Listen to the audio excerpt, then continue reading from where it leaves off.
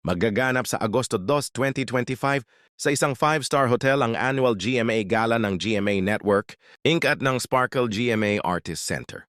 Tiyak na malaking pagtitipon ito dahil ipagdiriwang ng Kapuso Network ang ika-75 na anibersaryo. Naging kontrobersyal at pinag-usapan ng GMA Gala na ginanap sa Manila, Marriott Manila sa Pasay City.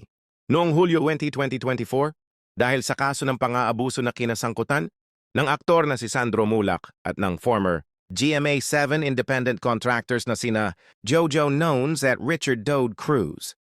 Patuloy na dinidinig sa korte ang kaso ng rape through sexual assault na isinampa ni Sandro laban kina Nones at Cruz, pero hindi siya pwedeng magsalita dahil sa gag order sa kanila. Malalim ang di umano'y trauma na idinulot kay Sandro ng karanasan nito noong nakaraang taon, kaya nang maglabas ng teaser ang Sparkle GMA Artist Center tungkol sa GMA Gala 2025, tinanong ng cabinet files kung imbitado siya.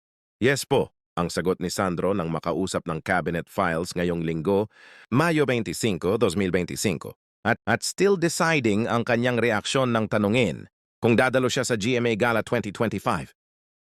Nang kumustahin ang kanyang kalagayan at ang mga bagay na pinagkakaabalahan niya sa kasalukuyan, okay naman po, ang sabi ni Sandro. Ang pinagkakaabalahan ko po right now is fiesta and motorcades. At kagabi po, runner-up ako sa billiard league ni Kuya Rendon Labrador. Pahayag ni Sandro na tauhan na rin ng Muhlak Ensaymada ang matagumpay na negosyo ng kanilang pamilya. Recently lang po, empleyado na rin ako ng Muhlak Ensaymada. Gift po sa akin ng Lolo Alex Muhlak ko. Si Alex Mulak ay ama ng daddy ni Sandro na si Nino Mulak. Dati itong aktor na nagtayo ng bakery business. Noong 1993 ang Super Melt.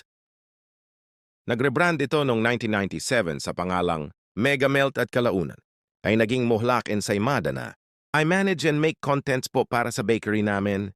Hindi lamang ang pagiging empleyado ng kanilang kumpanya at pag-aartista ang pinag-uukulan ni Sandro ng panahon dahil hindi niya inihinto ang kanyang film course sa Meridian International Business, Arts and Technology College, MINT, Taguig City. Film ang kurso ni Sandro mula pa noong 2023 dahil ayon sa kanya, dream ko na mag-work abroad for films.